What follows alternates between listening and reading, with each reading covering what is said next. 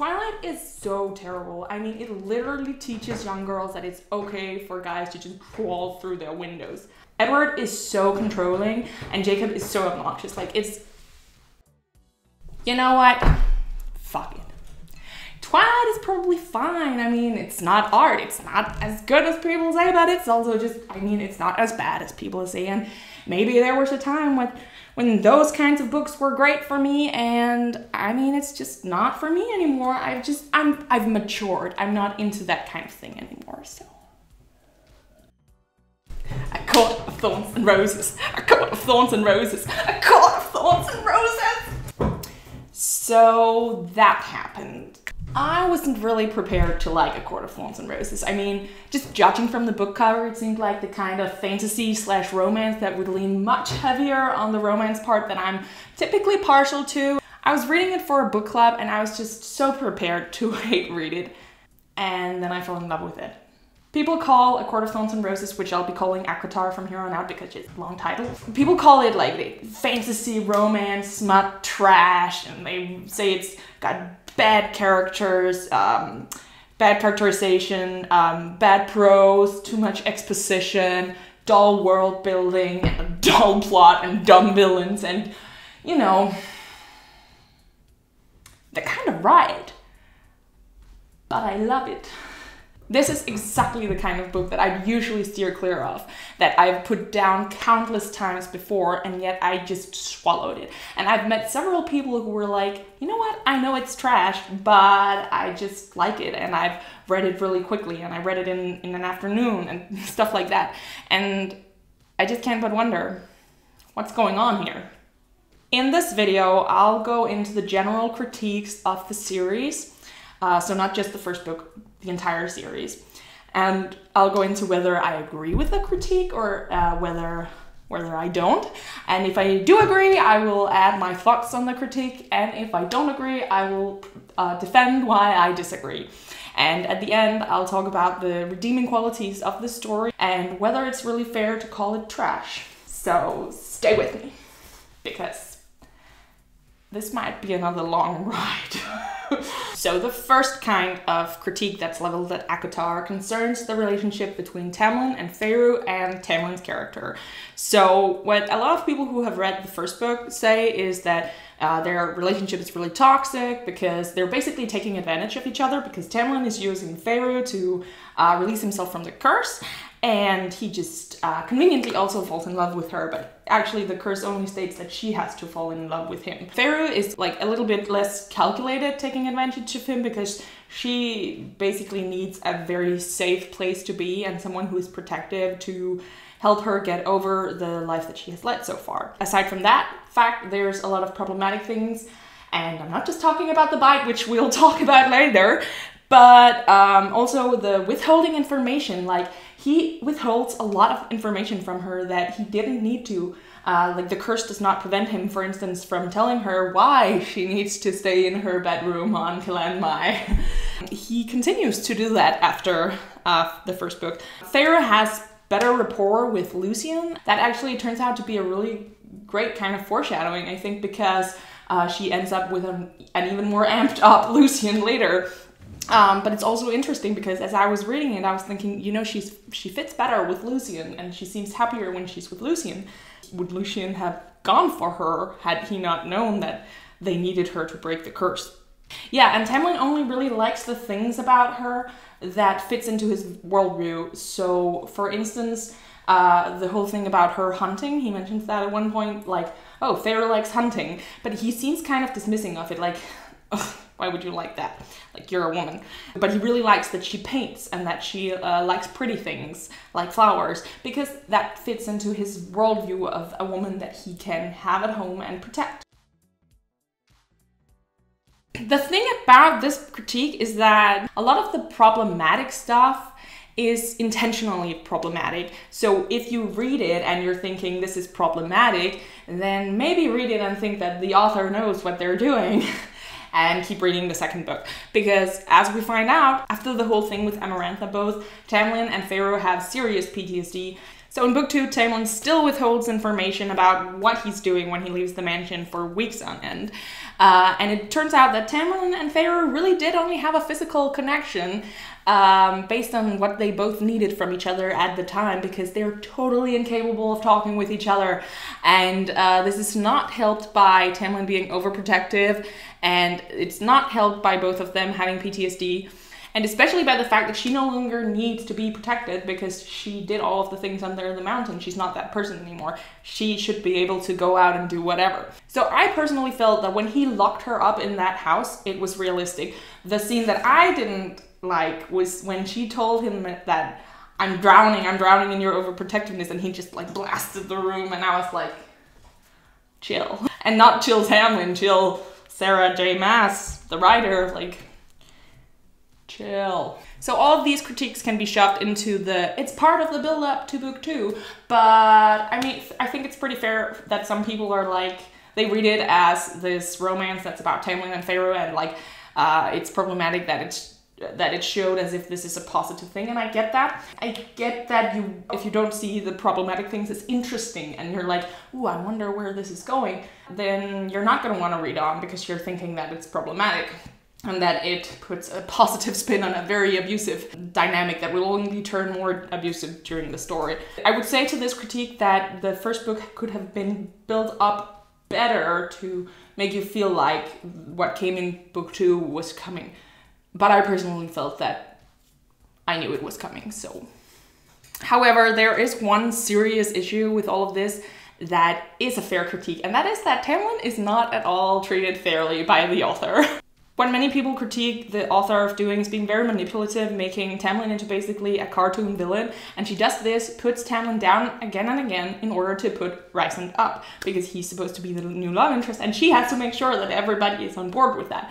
The problem is that when you don't allow people to make their own decisions about whether they like the couples you're going with or not, you make it into this very black and white thing, which is just too bad, because she made us like Tamlin in the first book, or if she succeeded to make you like Tamlin in the first book and didn't scare you off because you thought that she was making him seem positive, then, you know.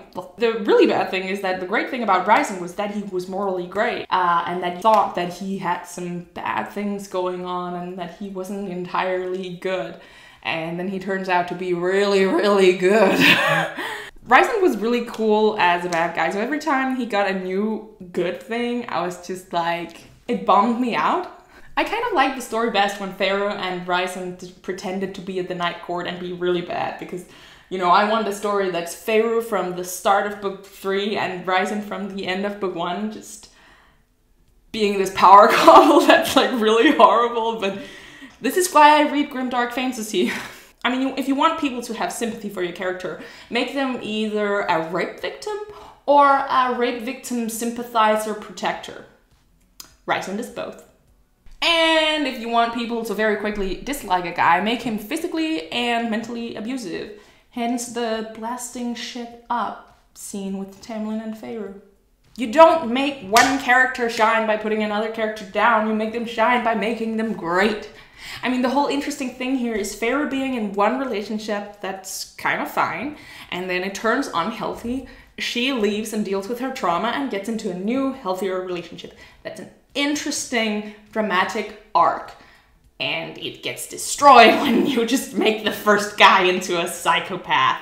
And the problem is that he's not a psychopath, as we know from what he does at the end of book 3, which means that the only actual reasoning we have for his very dramatic, over-the-top shift is his PTSD. So Feyre is not innocent here because he has PTSD, and she knows this and she won't deal with it. She doesn't talk with him. She doesn't break through the barrier. Arguably, two people with PTSD are not the best people to help each other dealing with their PTSD. But, I mean, come on, Feyre. Like, they just didn't talk at all. You know, it all would have been so much better if after the scene where she tells him she's drowning, he was more compassionate. If he had actually tried to open up, but it ended up not working because they actually aren't very compatible, because they don't have a lot in common. If you did that, make them both try a little more, but then showed that they were either too tired to try properly, or that they just figured out that they weren't compatible, or at least Pharaoh figured that out, and then have him lock her up as a part of his PTSD reaction, that would have been stronger and it wouldn't have made Tamlin as bad.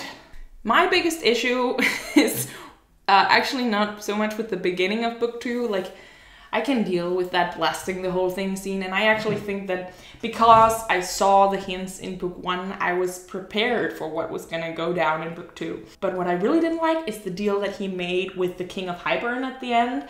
I just didn't think that that really suited his character, and I didn't like how that whole story of how Tamlin's family was murdered turned out to be like, Tamlin was the bad guy. Why couldn't you have made their families the bad guy and Tamlin's still a good guy? I know it's part of his arc, or just his character because he doesn't have an arc. It's part of his character that he's a passive little jerk. But do you have to make it so caricature-like? Can you give him some nuance? Even if we buy this whole making a deal with Hybern in order to get her back, why does he not tell Pharaoh this when she returns to the Spring Court and is supposedly his lover again? You know, in hindsight, it might have stopped Pharaoh from destroying the Spring Court. Which is another thing, Pharaoh never apologizes for the Spring Court. Don't get me wrong, I loved it. I thought that was the best part of book 3 because I love fucked up shit. But she should have apologized when she realized what was really going on, that Tamlin was a good guy, that he was playing Hybern all along, all of the sacrifices that he made, and he saved her and gave Rysand life back. You need to apologize. So there was a lot of potential lost here, especially because Tamlin isn't really allowed to develop. I wish that he had realized at the end how smothering his love was, how obsessive his love had become, and that he wasn't really loving Pharaoh, but this idea that he had. So I hope, because the series is continuing, that Tamlin is allowed some development. Another thing about the relationships is that I've heard people say it's toxic, and I hope they're only talking about Tamlin and Pharaoh, because Rysand and Pharaoh are almost too non-toxic. I mean, does that make sense? I mean, it's like every couple has issues, but they just have none. I've heard people calling Cassian and Nesta toxic as well, and I have to assume that they mean that she's kind of toxic because she's mad at everyone, but I think it's unfair to call her toxic as much as just she's bad at coping with things and they're bad at coping with her. I generally dislike this trend of calling relationships toxic, because real life relationships have problems, and real life relationships have periods that are hard and where things aren't going well and where you're dragging each other down, and the test of the relationship is whether you can pull each other up again and work together. And a good story should have conflict, and that's conflict right there. So I'm not a fan of this whole toxic label. Like, for instance, the inner circle really handles Nesta and Elaine badly. Like, they don't know what to do with someone as vicious as Nesta or someone as delicate as Elaine. So they kind of just leave them in that tower, and that's where they remain until Lucian comes along and is like, get them out of that fucking tower and into a garden or something. And the only one who really gets through to Nesta is Cassian. So if anything, you could say that Cassian and Nesta's relationship is moving in a positive direction, but it's taking some time because both of them have shit to deal with. That's not toxic, that's progress. I see a lot of people not liking the whole her wanting to leave the mansion because it seems stupid, because her family is basically being taken care of. But first, I don't remember when she's told that her family is being taken care of. But second, why would she trust that? You know, she killed their friend and she's staying at their mansion. I'd want to get out of there too. She's wanting to go home because she promised to take care of her family. Yeah, it's kind of stupid because she doesn't really owe her family anything because they're kind of horrible. Comically horrible. Anyway, she wants to go back to them and take care of them because she's such a good person, right? But then when she's told that she can stay and that they're okay, she stays. To me, it makes sense that she wants to leave, and I really like it because it serves the purpose of showing us that she actually has some brains, because she does some smart things in this part of the story. I mean, she befriends Lucian and tries to bring him over to her side. She figures out the thing about the surreal, she catches the surreal, and we see her going around making maps of the mansion and the area so that if she ever needs to either hide or get away, she knows her ways around. She was very quiet, kind of feeling the situation out, and I thought that was smart. When you don't know what to do nothing. And that's of course not very interesting story-wise, because the character is doing nothing, so it's easy to say, oh, she's passive and she's dumb, but it's actually the cleverest thing. It's the cleverest thing that she can do right here. Of course, when she does start doing things, she does start doing some pretty dumb shit. But you wanted action, so there you have it. Of course, after Ferris decides she wants to stay, people say that the pacing really drops, and it's a very long book, and I agree with this. Pacing is slow, and we have a lot of fillery parts, but this is the kind of fanficky part of it, where it's like the story itself has a fanfic of itself inside the book. I get why some people might not like it, but I like the characters and I like hanging out with them, so I'm fine with the fanficky part. Then when Feyre goes under the mountain, people are like, well, now it's too fast, but it's only too fast compared to the slowness of the previous part, because think about it. If you read the last part where Feyre is under the mountain, if that was supposed to be longer, what would you have her do except just think about how she's feeling? And we actually get quite a bit of time with just being in her cell and listening to how dreadful everything is, and I just don't think it would have been fun to hear more of that. People saying that Feyre is a bad protagonist, that she's dumb, and that she's a Mary Sue. I like Feyre. There was a rationality and stubbornness to her that I really liked. She's very proactive, and not always successfully, but I prefer a proactive person who screws up to a passive character. Which brings me to Calanmai. Why didn't Feyre just do what she was told? Well, first off, I may give the book a little bit too much credit here, but I felt like there was some magic going on. I felt like she was drawn to the party magically, so I kind of forgive that because magic is like drugs. We also have to remember that she wasn't told what was going on in Calanmai and why she had to stay in her room, and she's not completely trusting of Lucien and Tamlin yet, so I get why she would go out and try to figure out what's going on and whether they're hiding something important from her, because they're really secretive, and I understand her being the explorative, proactive person that she is, that she wants to have the knowledge. Of course, then she is told why she was told to stay in her room, and from then on, she should have stayed in the room, but no. She needed to go for a snack. And then when she goes for a snack and she sees Tamlin standing there high on magic, what does she do? Turn around, go back to her room for safety? No. She goes over to the rapey bastard and tries to pass him and being all, whatever, just having a snack. And then when he pins her to the wall, I mean, what did you expect? He is high on magic. You were told this would happen. So I can't really be angry at Tamlin for that. And also, Feyre kind of liked it. So, yeah.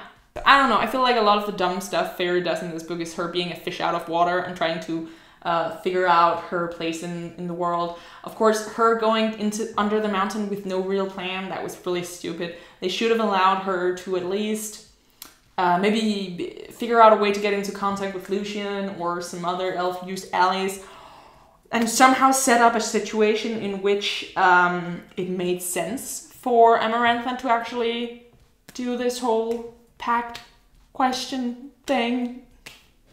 So I don't agree with the fact that Feyre is supposed to be a bad character. I actually think that she's really great, and I think that her PTSD is presented very interestingly and that she has a very interesting arc. In book 3, for instance, Feyre is very much, let's say, embracing her edgy side. She's being very horrible and manipulating and pulling all the strings in the spring court, and I loved it. Of course, she needed to actually deal with that side of herself, which was poorly handled, but I still thought that that part of the story was very cool and showed unique traits to her character as opposed to, you know, any other character. It very much made her her own character. My point being, Feyre has flaws. She lets her self-preservation instinct get in the way of actually seeing things clearly. She lacks empathy, and she's very headstrong. to the point where she doesn't really see reality. Some of those flaws should be addressed by the story, like her lack of empathy for her sisters and for Tamlin, or that little nugget of cruelty that we see both in the Night Court and that we see in the Spring Court. They're not really dealt with. Honestly, my biggest gripe with Feyre was that she was portrayed as too good. Like, she isn't actually too good, but it was like the story several times really wanted you to think she's good. Like, in the beginning of the first book where you're introduced to her horrible, horrible family, who are horrible. I brought you food so we could eat for 10 days. Okay, cool. How quickly can you prepare it? By the way, there's no firewood because I didn't bother to chop it because I didn't want to break my nails. Never mind that she shouldn't even have nails from malnutrition, they'd be ruined already. And it's a very cheap trick, and Sarah J. Maas does several of these cheap tricks. For instance, and this is the one that actually bothered me the most, when she is going to save Elaine in book 3, and there's this girl who's being tortured in Hybern's camp, and she's like, Asriel, we have to go save this girl, and she just, the entire plan almost goes awry, and she almost gets captured and killed due to the fact that she wants to save this one human girl. That is very, very good, but it's also very, very impractical, and she doesn't get punished for it. There's no punishment for such a stupid, reckless decision, which there should have been. So Feyre is proactive, she's competent, but she's not really that nice and empathetic. Of course, she does show empathy toward Rysand and his inner circle, but really has trouble dealing with her sisters and Tamlin, so it seems like she's more selectively empathetic, which is almost worse. Sorry, sis, but I can empathize with the guy who dressed me up like a slut and drugged me, but you? Nah. The Tamlin sending Feyre away right before she's about to say I love you and break the curse, and there's like 3 days left before Amarantha comes to collect, and I'm like, dude. That was stupid, and we all agree about that. We all agree that that was just to hit that point in the fairy tale. Of course, I did like seeing Nesta and Elaine again, and I liked how Nesta's character was built up during this time, but yeah, it didn't work. Feyre not answering the riddle. You know, I can buy that Feyre didn't figure it out. I'm bad at riddles, but I figured that out. But like, I can buy that she's so bad that she couldn't figure it out. But she should have at least tried. When Amarantha is like, kill these 3 people or answer my riddle, you know, you try to answer the riddle, right? So it really sucked that became this moment where she just realized it. And that brings us to the next point, which is the bad villains. Both Amarantha and the King of Hybern are horribly one-dimensional. Amarantha is supposed to be this really mean, clever sorceress, but she's really dumb. And the whole thing with Amarantha would have worked better if Feyre had actually lured her into proper agreement, because, well, one, it would have made both of them look more clever. It would have made the whole thing work better if Amarantha actually had something to gain from it. One thing you could have done with the trials is if Tamlin had stood up and been like, if she succeeds, you free us. If she doesn't, I'll give myself over to you and I'll help you break the wall, or something like that. Because one, it would make him more active. 2, it would mean that Amarantha, it made more sense for her to actually enter into the pact. 3, Tamlin would have been able to make a better pact on behalf of Feyre, saying things like, you're not allowed to hurt her while she's here and stuff like that. And 4, it would set a precedence for what he does in book 2, where he's again willing to sacrifice the human race and the wall in order to be with Feyre. So that would have been so much better. I did like how convoluted the curse was, because it really showed that Amarantha was just messing with Tamlin, like throwing all of these demands on the table, and he was like, I'm gonna have to write this down, and it was just such a cruel curse, because it's like, there's no way you're gonna be able to actually fulfill this, but I know you'll try, and I know you'll sacrifice your sanity and your people to do it. Cruel. I love that. And it also gave this very sinister touch to Tamlin, right? Because he doesn't really seem to like Feyre to begin with, and he never actually really appreciates her as the person that she is, but more as this idea of who she is. And yet he kind of creates this situation where she can fall in love with him. So he's kind of like unwillingly falling in love with her, and I think that that's very interesting, and maybe also a part of why he has such a hard time letting her go, because he kind of made himself fall in love with her. For the challenges, I really like the first and the third one. I do like the poetic side to the third trial, though I don't really like that she ends up using the riddle to solve it. I was waiting for Lucien to be there at the end, and considering what happens to Lucien throughout the story, I actually think I would have preferred if she had killed Lucien and he'd been a sacrifice there. But ultimately, I really like Feyre's reaction to the trials in the second book and also in the first book. But I really, about the second trial, what I really like about it, even though it's kind of boring, is her reaction afterwards, where she realizes, I basically cheated death. I was not supposed to survive this. And she's like, fuck, I'm gonna die, right?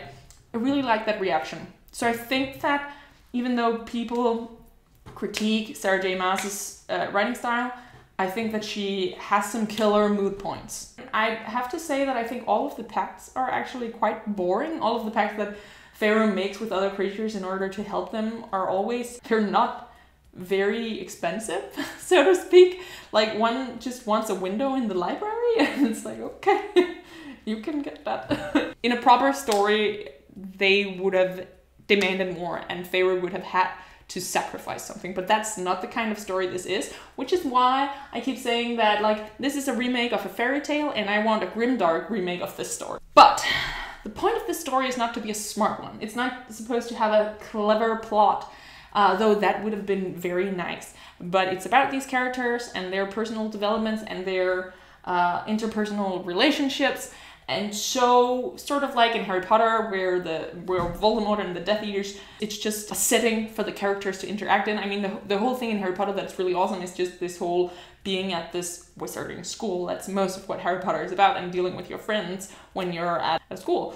Kind of like that, the story is not about the struggle against Amarantha or the struggle against Hybern. It's about what it means to these characters personally and the way that they develop as people. And a story can work that way. A story is always stronger when the villain is stronger, and it's always stronger when the plot is more developed, I guess, and when things have more consequences.